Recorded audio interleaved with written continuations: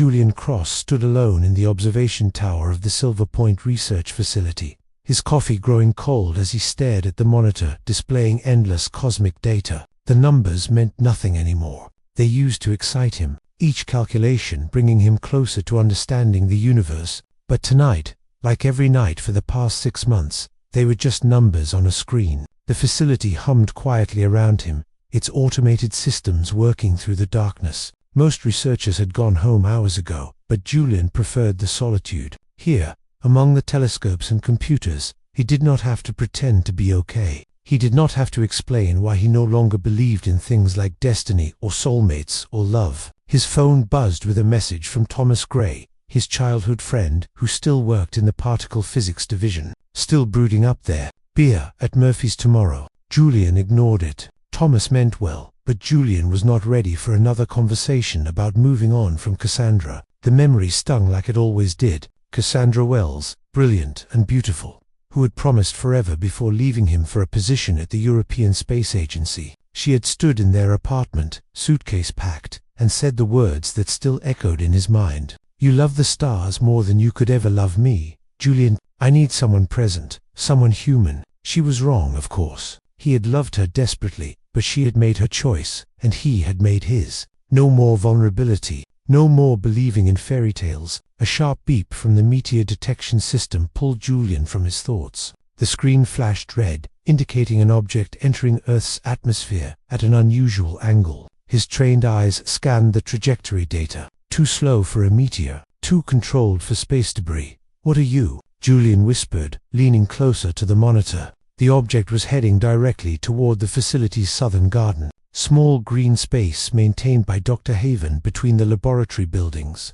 Julian grabbed his jacket and flashlight, his scientific curiosity overriding his exhaustion. Whatever this was, he wanted to see it firsthand. A discovery in the garden of the autumn air was crisp as Julian pushed through the garden gate. His flashlight beam cut through the darkness, scanning the rows of roses and ornamental shrubs that Dr. Haven tended with grandfatherly devotion. The old man always said that scientists needed beauty to balance equations. Julian found the impact site near the reflecting pool. The grass was singed in a perfect circle, no wider than a dinner plate. In the center, lay looked like a silver acorn, no bigger than his thumb, pulsing with a soft blue light. He knelt beside it, scientific protocol forgotten in his amazement. The object was warm to the touch, its surface covered in intricate patterns that seemed to shift when he looked directly at them. This was not human technology. This was not anything he had ever seen. A crack appeared along the object's surface, accompanied by a sound like wind. Julian jerked backward as the shell opened like a flower, petals of metallic light folding outward. Inside, nestled in what appeared to be glowing cushioning,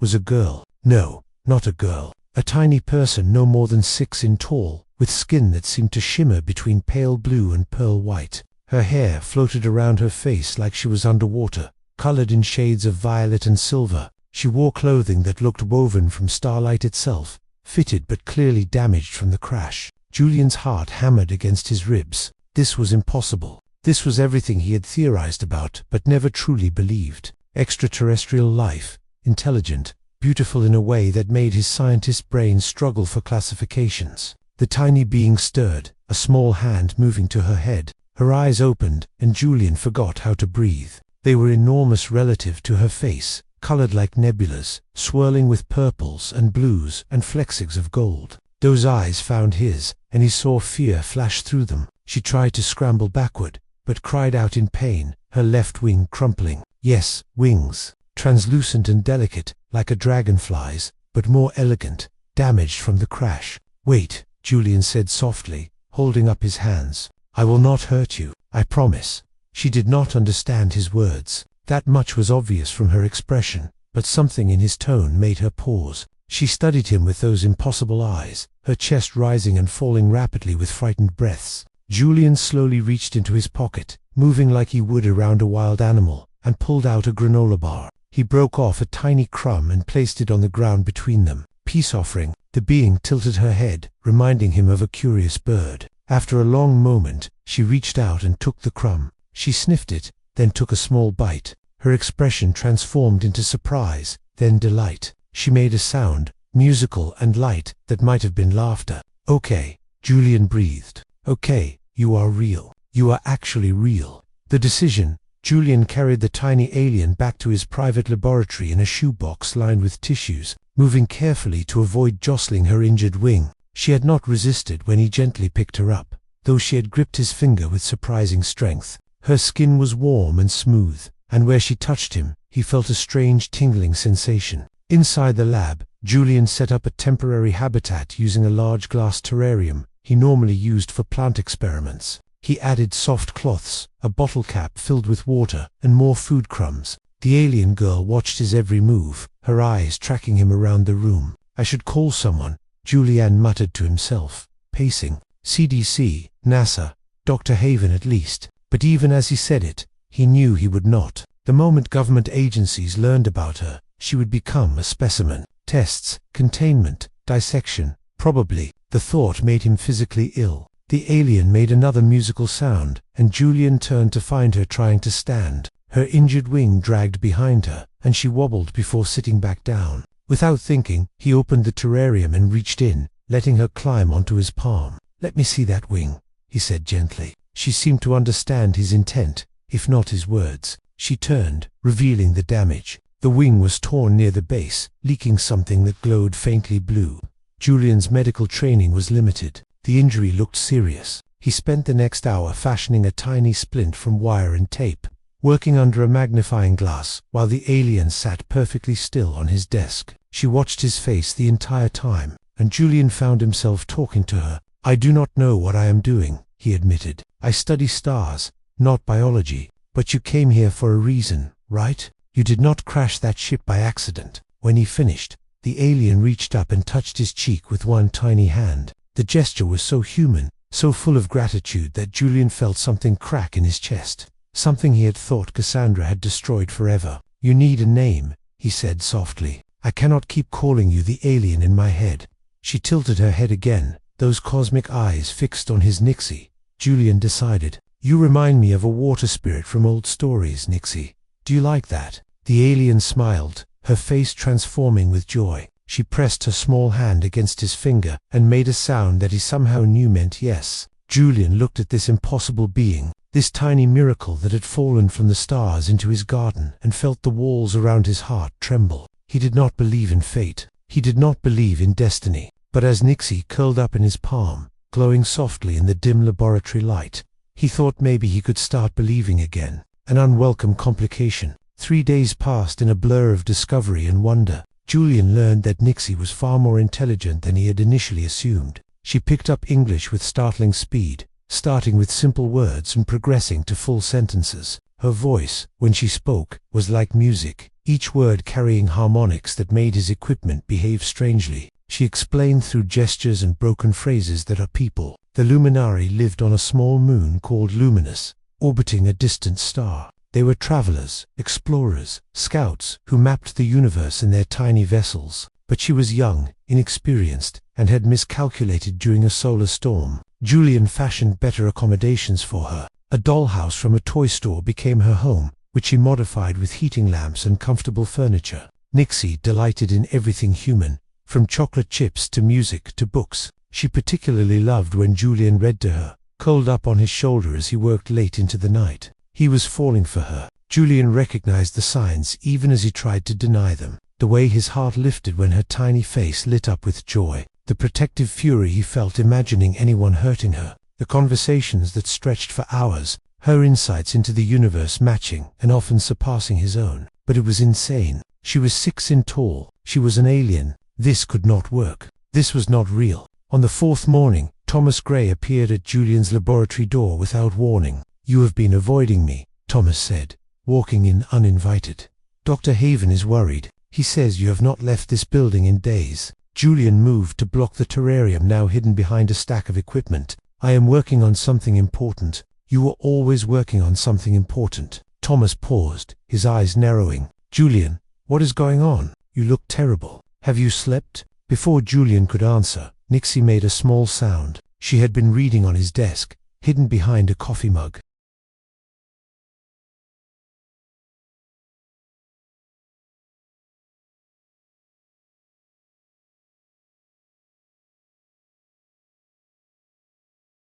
But the unfamiliar voice had startled her. Thomas's head whipped around. What was that? Nothing. Equipment malfunction. But Thomas was already moving toward the desk. He was fast, athletic, and before Julian could stop him, he had rounded the workstation and stopped dead. Nixie stood on the desk, no longer hiding, her wings spread in a defensive posture despite her injury. She looked fierce and terrified at once, barely sixth of alien determination. Thomas staggered backward, his face pale. What the hell? Julian stepped between them, hands raised. Thomas, listen to me carefully. You cannot tell anyone about this. That is an alien. A real alien on your desk, wearing what looks like a dress made from... Her name is Nixie, Julianne said firmly. She is injured. She is intelligent, and if anyone finds out about her, they will take her away and dissect her. Thomas looked between Julian and Nixie, his expressions cycling through shock, disbelief, and finally understanding. He had known Julian since they were children. He knew about Cassandra. He knew about the walls Julian had built. You care about her, Thomas said slowly. Like, really care about her. Julian did not answer. He did not need to. Nixie spoke then, her voice clear despite its musical quality. Please, no. Tell others. Julian, protect Nixie. Nixie, protect Julian. Thomas rubbed his face with both hands. This is crazy. This is completely insane. I know. You are falling in love with a 6-inch tall alien. I know. Thomas stared at his friend for a long moment, then let out a breath. Okay, I will keep your secret. But Julian, you need to think about what happens next. She must have come from somewhere. Her people will look for her. Julian glanced at Nixie, who had relaxed slightly, but still watched Thomas with... I know that, too, but until they do, I am going to keep her safe, no matter what it takes. The weeks following Thomas's discovery fell into a careful rhythm. Julian transformed his private laboratory into a sanctuary, installing additional locks and security measures that even Dr. Haven could not bypass without permission. The old scientist had noticed Julian's increased secrecy, but respected his privacy, attributing it to grief over Cassandra still working through his system. Nixie's wing healed slowly, the torn membrane regenerating with an iridescent scar that caught light like an opal. She grew stronger each day, her command of English becoming nearly perfect, although she retained that musical quality that made even simple words sound like poetry. Julian found himself recording her voice on his phone, playing it back during rare moments away from the lab, just to hear those harmonics again. Their days developed patterns. Mornings, Julian would arrive early with breakfast, always including something new for Nixie to try. She had developed a particular fondness for strawberries and honey, which he ate with childlike enthusiasm that made Julian's chest ache. While he worked on his official research projects, she explored her dollhouse home, rearranging furniture and creating what she called proper luminari, comfort spaces with glowing crystals she had salvaged from her crashed vessel. The crystals fascinated Julian. They responded to Nixie's emotions, brightening when she was happy, dimming when she felt sad or afraid. She explained through gestures and halting words that her people were empathic, connected to energy fields humans could not perceive. The crystals were amplifiers, tools, and sometimes weapons if needed. Luminari, see what inside, Nixie said one afternoon, perched on Julian's shoulder as he calibrated equipment. Humans hide feelings behind faces, but I see yours, Julian. See the hurt you carry. It frozen at those words, his hand stilling on the keyboard. What do you see? Nixie's tiny hand touched his neck right above his pulse. The contact sent that familiar tingling through his skin. Warmer now, more intentional. A sea man who loved strong, woman left whole in heart. You think whole makes you safe, but whole just makes you empty. Julian had not known how to respond. No one had articulated his pain so clearly, not even Thomas, with all his well-meaning advice. This tiny alien, barely weeks on Earth, understood him better than anyone. Your people must have poets, Julian finally said, his voice rough. Nixie laughed, the sound like crystal bells. All luminari are poets. We sing the universe. That is how we travel, how we find meaning in the vast dark. Julian sings too, but forgot his song. The unexpected return on a Tuesday morning that started like any other. Everything changed. Julian was teaching Nixie about Earth's solar system, using a holographic projection he had modified for her size when his phone erupted with calls. The first was from Dr. Haven, the second from the facility director, the third from a number he had not seen in 6 months. Cassandra, His finger hovered over the decline button, but curiosity won. He stepped away from the desk, leaving Nixie absorbed and manipulating the holographic planets with her tiny hands. "Hello, Cassandra." Julian. Her voice was exactly as he remembered, confident and warm. "I know this is unexpected. I am in town for a conference at the university. Dr. Haven mentioned you were doing fascinating work. I thought perhaps we could talk." Every instinct screamed at him to refuse, but Dr. Haven had clearly set this up, and the old man had been too good to him over the years to ignore. When tonight, Murphy's pub, 7 o'clock, like old times, Julian agreed before he could think better of it. When he hung up, he found Nixie watching him with those nebula eyes, the hologram forgotten. "That voice makes you sad," she observed. It was Cassandra, the woman I told you about. Understanding dawned on Nixie's face. The one who left, the one who made the hole. Yes. Julian sat down, bringing himself closer to her level. "She wants to meet tonight. I should probably say no." Nixie climbed onto his hand when he offered it, her small weight barely registering. "Maybe you need to see her. Maybe hole cannot heal until you face what made it." Her wisdom constantly surprised him. "When did you get so smart?" "Luminari lived 300 Earth years. I am only 26, very young.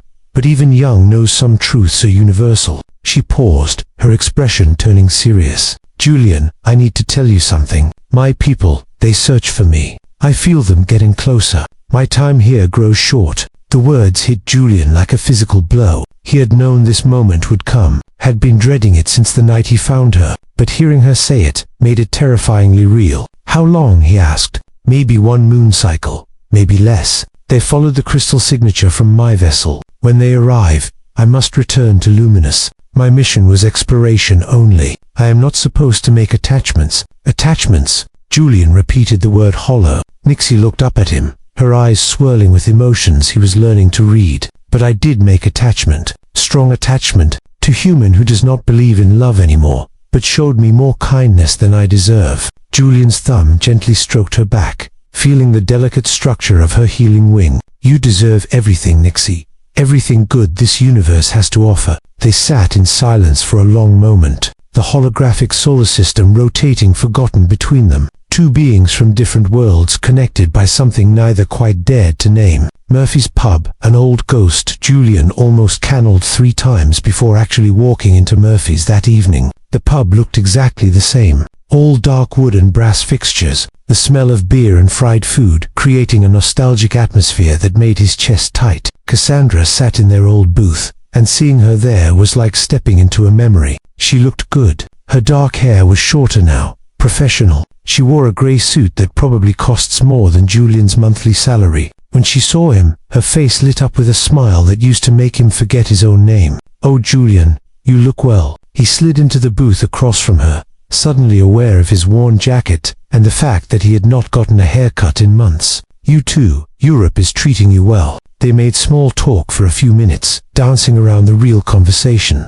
Cassandra ordered wine. Julian stuck with water, wanting to keep his head clear. Finally, she leaned forward, her expression turning serious. "I made a mistake," she said simply. "Leaving you, leaving us. The position at the ESA was everything I thought I wanted, but it has been empty. I have been empty." Julian felt nothing. No anger, no satisfaction, not even sadness. Just a strange detachment, like she was talking about to different people. "Cassandra, why are you telling me this?" "Because I want to try again. I am moving back to the States. Dr. Haven offered me a position at the facility. We could work together again.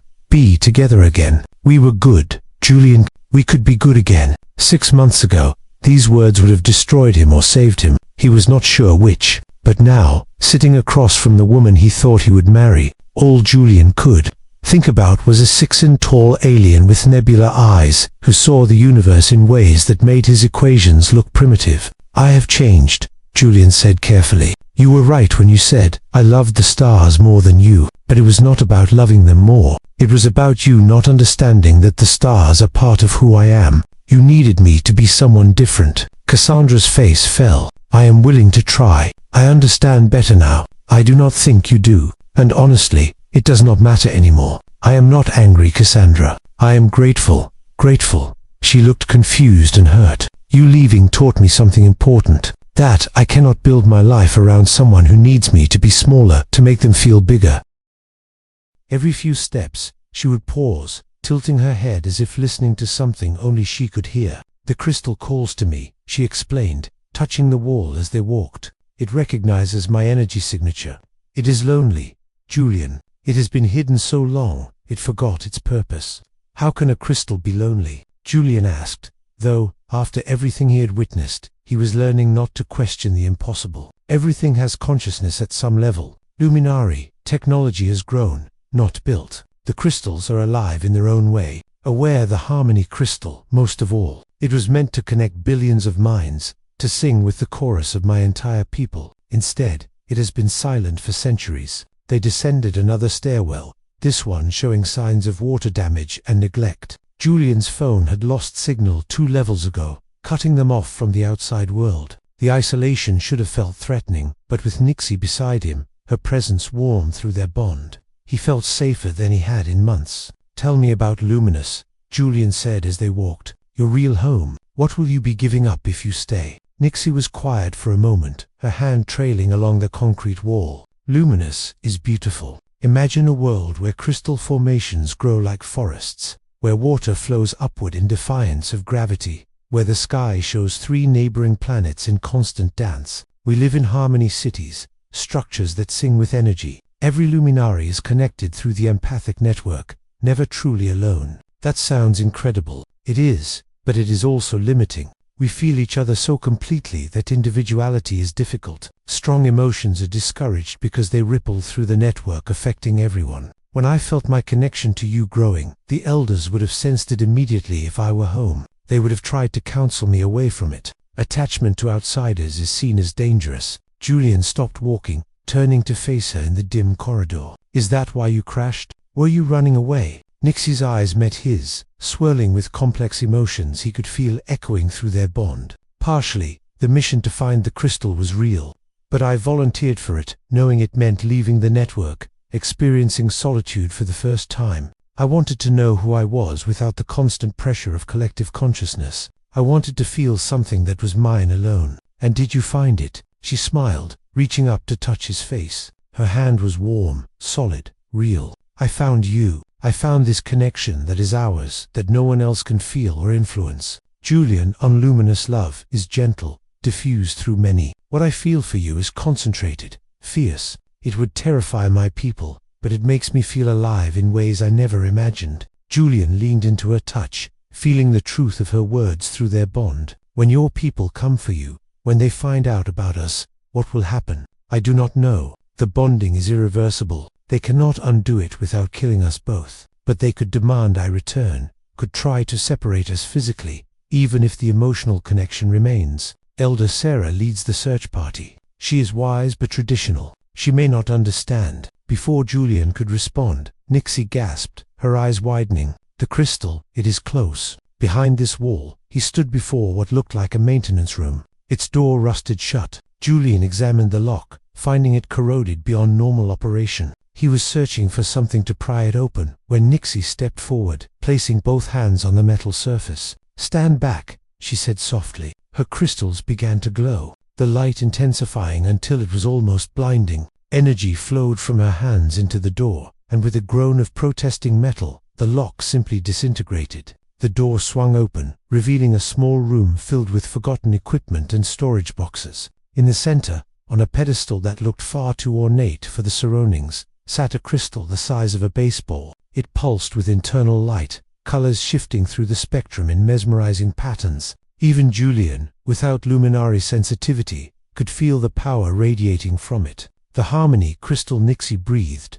approaching it reverently. "After all these centuries, here it is." She reached out, her fingers hovering inches from its surface. "Julian, once I touch this, my people will know immediately. The crystal will activate, and its signal will reach across space to Luminous. The search party will arrive within hours, maybe minutes." Julian understood what she was not saying. This was the moment. Once they took this step, there was no going back. Nixie's people would come, and they would have to face the consequences of their bond, of her transformation, of everything they had built together in stolen time. "What do you want to do?" he asked. Nixie turned to him, her expression fierce and tender at once. I want to touch it. I want to activate it. And I want to stand beside you when my people arrive and tell them that I choose this. I choose you. I choose love over comfort, passion over peace, uncertainty over safety. Is that selfish? It is human, Julian said, smiling despite the fear churning in his stomach. And I think that is the highest compliment I can give you.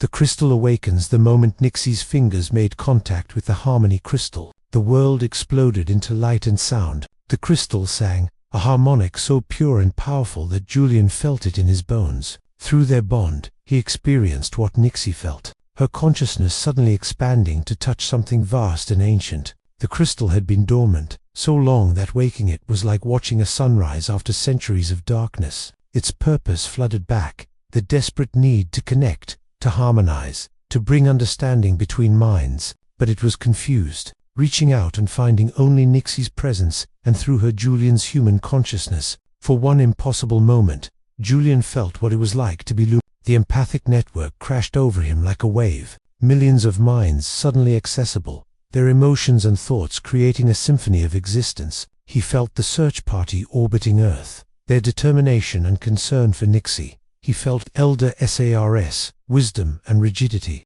her fear that Nixie had been corrupted by an alien world. And then he felt something else, a darker presence at the edges, watching, waiting. The government agents who had visited his laboratory were not random. They had been tracking energy signatures for months. Ever since the crystal began to wake from its dormancy as Nixie approached Earth, they knew something valuable was hidden in the facility, and they were closing in. Nixie gasped, pulling her hand back. The vision faded, but the connection remained. The crystal continued to pulse, now fully awake and broadcasting its location across the cosmos. They are coming, Nixie said unnecessarily. Julian could feel it through their bond. Multiple presences approaching at impossible speeds. My people, but also the government. They detected the crystal's activation. We have perhaps 20 minutes before both arrive. Julian's mind raced through possibilities, each one more desperate than the last. They could run, but where? They could hide the crystal, but it was broadcasting like a beacon now. They could try to fight,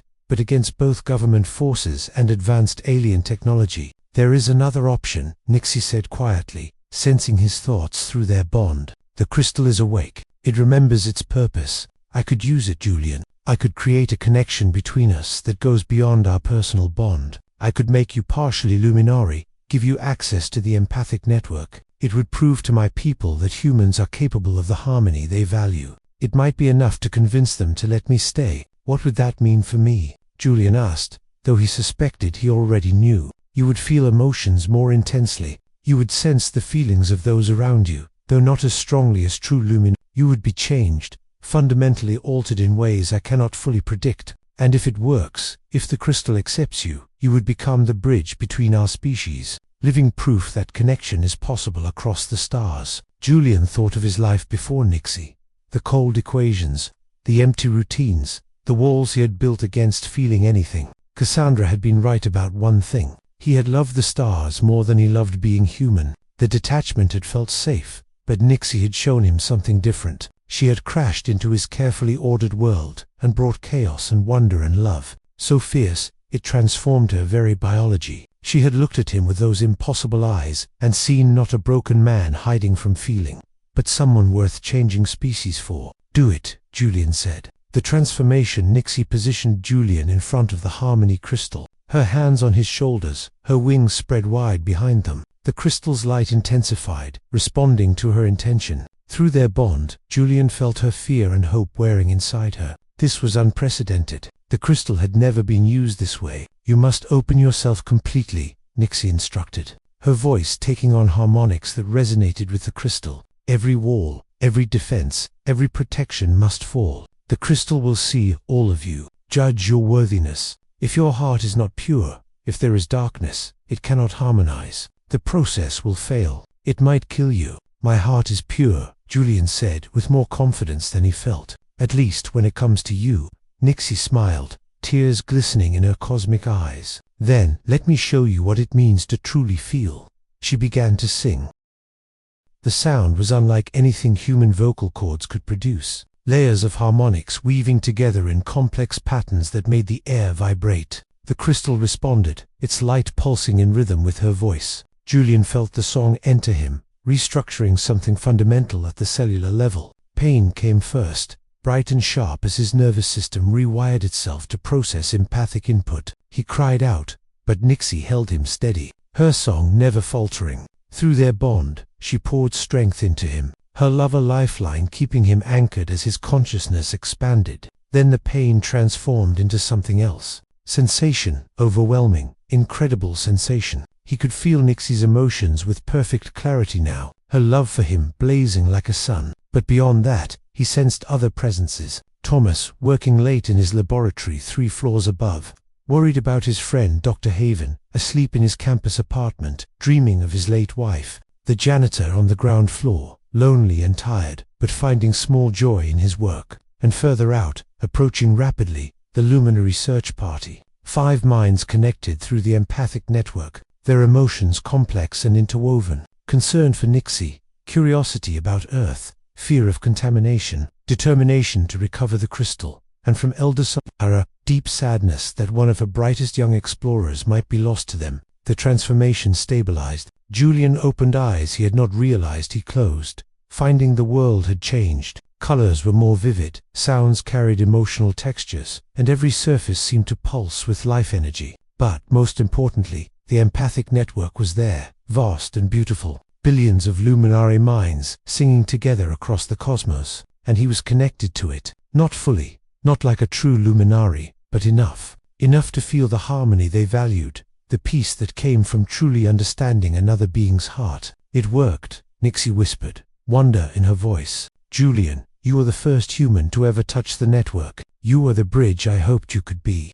Julian pulled her into his arms, feeling her joy and relief crash over him in waves. Her wings wrapped around them both, creating a cocoon of starlight and warmth. Whatever happens now, we face it together as equals, as bond it is. When Nixie agreed, the ceiling above them exploded. The arrival government agents and tactical gear reeled through the hall, weapons raised, flashlights cutting through the dusty air. At the same moment, 5 columns of light materialized in the room, and the luminary search party arrived through teleportation technology that made Julian's physics background scream in protest. The luminari were magnificent. Each stood about Nixie's current height, their luminescent skin and different hues ranging from pale blue to soft violet. Their wings were unique patterns of light flowing through translucent membranes. They wore clothing similar to Nixie's starlight dress, but more formal, clearly uniforms of some kind. Elder Sarah stood at the center, her silver hair flowing around her like a living thing,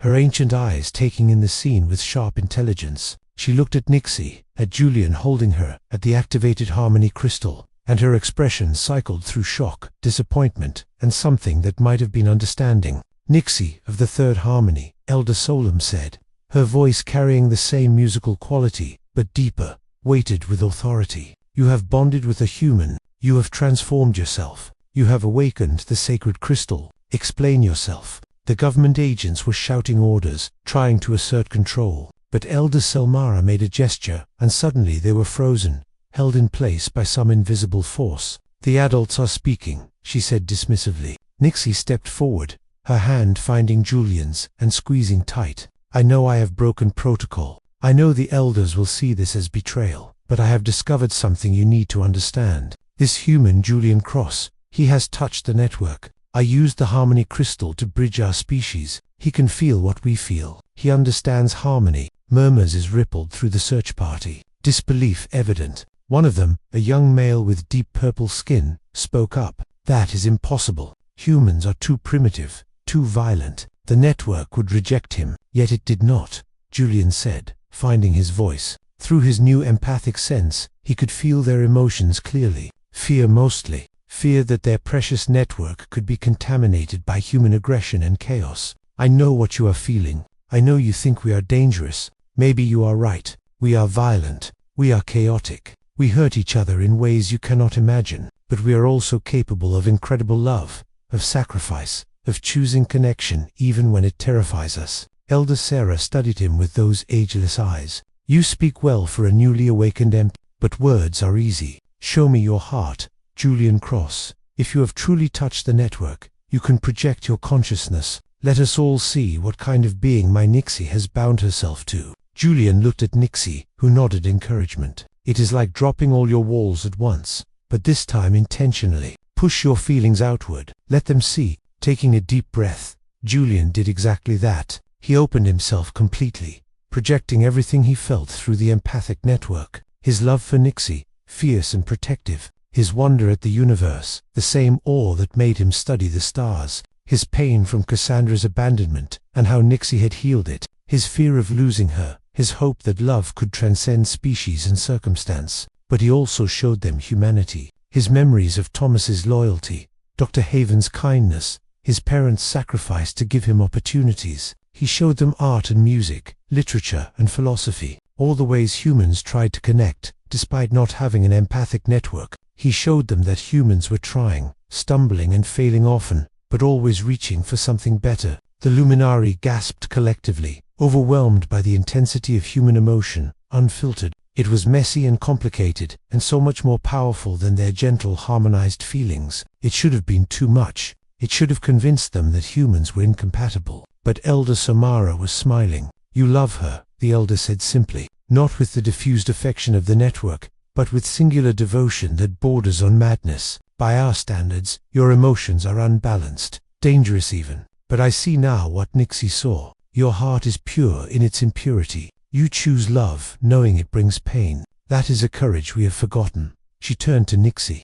"You have changed, child. The bonding and transformation have made you something new. Not quite Luminari, not quite human. You cannot return to luminous as you were. The network would not know how to integrate your altered consciousness." Nixie's hand tightened in Julian's. "Bino, I chose this. I chose him, and I grant you my blessing," Elder Samara said, and shock rippled through both the search party and Julian himself. The harmony crystal was created to foster understanding between minds. You have used it exactly as intended, just in a way we never imagined. You have proven that connection is possible beyond our species. That is worth honoring. One of the search party members protested. "Elder, the protocols clearly state that bonding with outsiders is forbidden. She should be brought home for rehabilitation. The protocols were written before we knew other empathic species existed." Elder Solemn countered. "Julian Cross is not fully human anymore. He has touched the network. That makes him one of us in a limited way,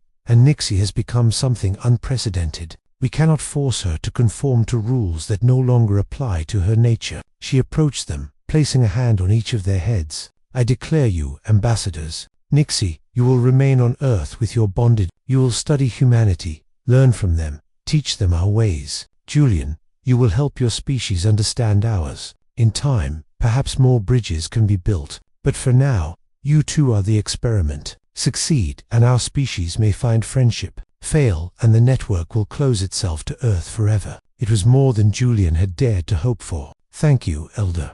We will not disappoint you. See that you do not." Elder Saura turned to the frozen government agents. "As for these humans with their weapons and fear, I will erase the last hour from their memories. They will remember detecting an energy surge that turned out to be nothing. The crystal will remain here under your protection until we determine its ultimate fate." She made another gesture, and the agents slumped, released from the stasis, but clearly confused. Within minutes, the Luminari search party had departed, leaving Julian and Nixie alone with the still pulsing harmony crystal and a dozen bewildered agents, who stumbled away talking about equipment, malfunctions, new beginning. Dawn was breaking when Julian and Nixie finally returned to his laboratory. They were exhausted emotionally and physically, but also exhilarated. Against all odds, they had won. They had proven that love could transcend species. That connection was possible even across the vast dark between stars. Nixie's wings drooped with tiredness, but she was smiling as she explored Julian's space with new eyes. Everything looked different to her at this size, more detailed and somehow more precious. "I can stay," she said wonderingly. "I can really stay." "Can really stay," Julian confirmed, pulling her close. Through their bond and his new empathic sense, he felt her joy and relief, an underlying current of anxiety about the future. "We will figure it out one day at a time. Will your people accept me? Truly accept me, not just tolerate me. Some will, some will not. Humans are complicated that way. But the ones who matter, the ones like Thomas and Dr. Haven, they will see you for who you are. someone extraordinary who chose to be here. That is enough. They stood together watching the sunrise through the laboratory window, his arms around her waist, her wings partially wrapped around them both. The world outside continued, as it always had. It's unaware that the first real contact between humanity and another intelligent species had just occurred in a forgotten basement archive. Julian's phone buzzed. Multiple messages from Thomas. Where are you? Emergency meeting called. Something happened last night. Dr. Haven wants everyone in the conference room. You should go, Nixie said. Face this together. Together, Julian agreed. They walked hand in hand through the facility. And if people stared at Nixie with her luminescent skin and magnificent wings, neither of them cared. This was their new reality. A human man who could feel emotions like an alien, and an alien woman who had transformed herself for love. Dr. Haven was waiting in the conference room, and when he saw them his expression cycled through confusion, shock, and finally inexplicable joy. Julian, my boy, I think you have some explaining to do, starting with why you were holding hands with what appears to be an angel. Julian laughed, feeling lighter than he had in years. It is a long story, Dr. Haven, longer than you can imagine, but the short version is that I found something in the stars. Actually, she found me, and everything changed. Nixie smiled, her eyes reflecting the morning light. I crashed into his garden and his life. Best accident I ever made. The universe has a sense of humor, Dr. Haven said, settling into his chair. I have spent 40 years studying the cosmos, hoping for proof of other intelligent life, and it turns up in my Proteus garden, 6 in tall, and eating our granola bars. Tell me everything. Leave nothing out. So they did. They told him about the crash, the bonding, the harmony crystal, the transformation. They told him about Elder Blessing and their new role as ambassadors. Dr. Haven listened to it all with the wonder of a child and the wisdom of a man who had seen enough of life to know that the impossible was just probability. That had not happened yet. When they finished, he was quiet for a long moment. Then he raised his coffee cup in a toast, to the future, to bridges between worlds, and to love, which remains the most powerful force in the universe, regardless of species. To love, Julian and Nixie echoed, their cups touching through the window. The sun climbed higher, painting the sky in shades of gold and rose. Somewhere above, ships from Luminous monitored Earth with new interest. Somewhere below, the harmony crystal pulsed with patient light, waiting for its next purpose. And in between, two beings from different worlds began the complicated, beautiful work of building a life together. Julian had spent years believing love was a fairy tale, that his heart was too broken to risk again. He had been wrong. Love was not a fairy tale. It was the most real thing in the universe, powerful enough to cross the void between stars, to transform biology itself, to make two impossible souls choose each other again and again. Nixie looked up at him, her cosmic eyes reflecting his own transformed vision. What are you thinking? That I finally understand what my grandmother used to say. She told me that hearts which seek each other will always find their way, even when they do not know they are searching. I thought it was romantic nonsense, but she was right. You were out there among the stars, and somehow impossibly you found your way to me. Or you found your way to me, Nixie replied. Perhaps we were always meant to collide. You looking up at the stars, me falling from them.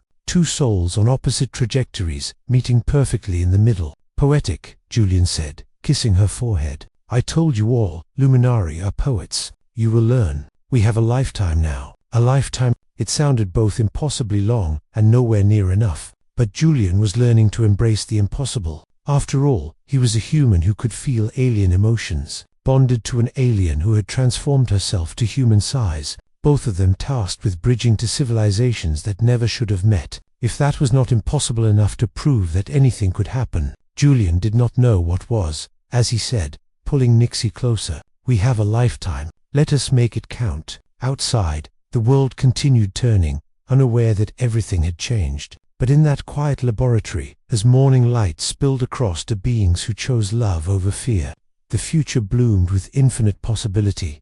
The stars had always called to Julian. He just never imagined one would answer by crashing into his garden and stealing his heart. But that was the thing about the universe. It was vast and strange and full of surprises. And sometimes, if you were very lucky, the impossible happened. Your heart learned to sing in harmonies you never knew existed. Julian Cross had stopped believing in love. Then a tiny alien girl with nebula eyes looked at him and whispered, "I am yours." And everything he thought he knew about the universe, about love, about himself, transformed into something new, something impossible, something perfect.